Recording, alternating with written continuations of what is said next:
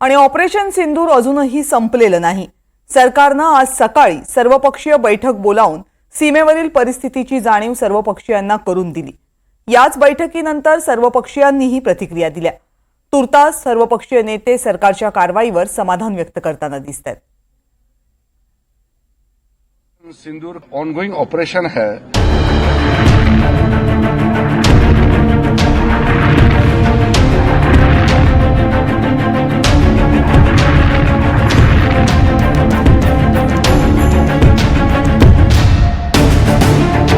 पहलगामचा बदला घेऊन 48 तास उलटण्याच्या आतच भारतानं पाकिस्तानला आणखी एक इशारा दिला। ऑपरेशन सिंदूर अजून संपलेलं नाही।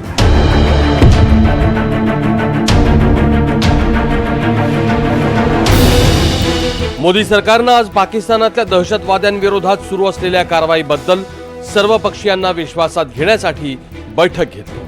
या बैठकीत देशाचे संरक्षण मंत्री राजनाथ सिंग यांनी आतापर्यंत झालेली कारवाई आणि पुढच्या पावलांची माहिती सर्व पक्षीयांना दिली।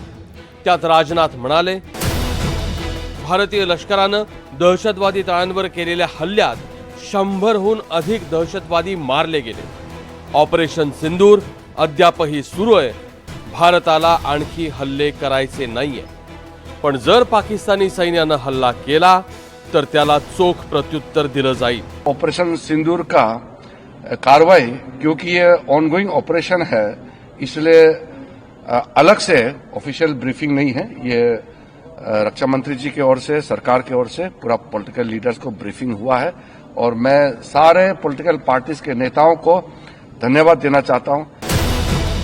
या सर्वपक्षीय बैठकीला काँग्रेस, तृणमूल काँग्रेस, समाजवादी पक्ष, आम आदमी पक्ष, शिवसेना उबाठा, राष्ट्रवादी एसपी, बीजेडी, माकपा, जेडीयू, लोजपा आणि एमआयएमचे नेते उपस्थित होते आणि या सर्वांनीच एकमुखानं सरकारला या कारवाईसाठी पाठिंबा दिलाय।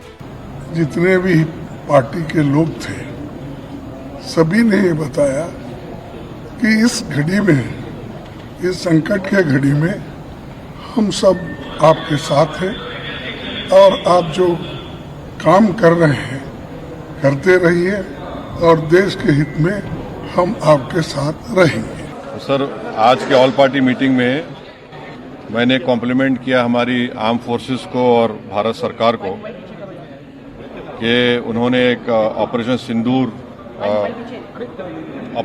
को अंजाम दिया। मैंने अपनी बात में ये कहा कि एक इंटरनेशनल कैंपेन हमको चलाना चाहिए टीआरएफ के खिलाफ।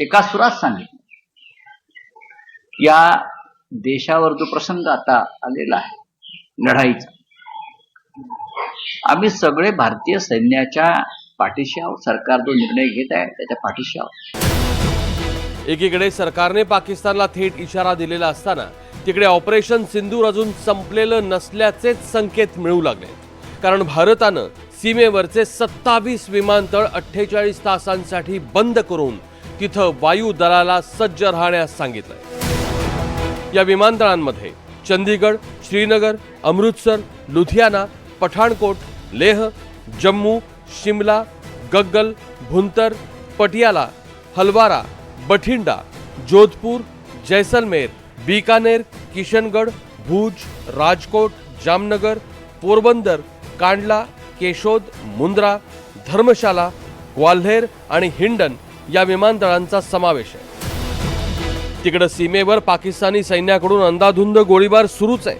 त्याला भारतीय सैन्यानंही चोख उत्तर दिलंय, पण ऑपरेशन सिंदूर नंतर पाकिस्तानच्या हल्ल्यातून सामान्य नागरिकांना इजा होऊ नये म्हणून काश्मीर, पंजाब आणि राजस्थान या 3 राज्यातल्या सीमेवरच्या लोकांना सुरक्षित स्थळी पाठवण्यात आलं। विशेषतः पूंछ, मेंढर, उरी, बालाकोट आणि राजौरी या भागातून 5000 जणांना स्थलांतरित करण्यात आले। भारतानं आधीच देशभरात मॉकड्रिल करून सामान्य भारतीयांनाही युद्धाला तोंड देण्यासाठी सज्ज होण्यास सांगितलंय। त्यामुळे येणारे काही दिवस हे अत्यंत तणावाचे, कूटनीतीचे आणि महत्त्वाचे असणार आहे। Bureau report, NDTV Marathi.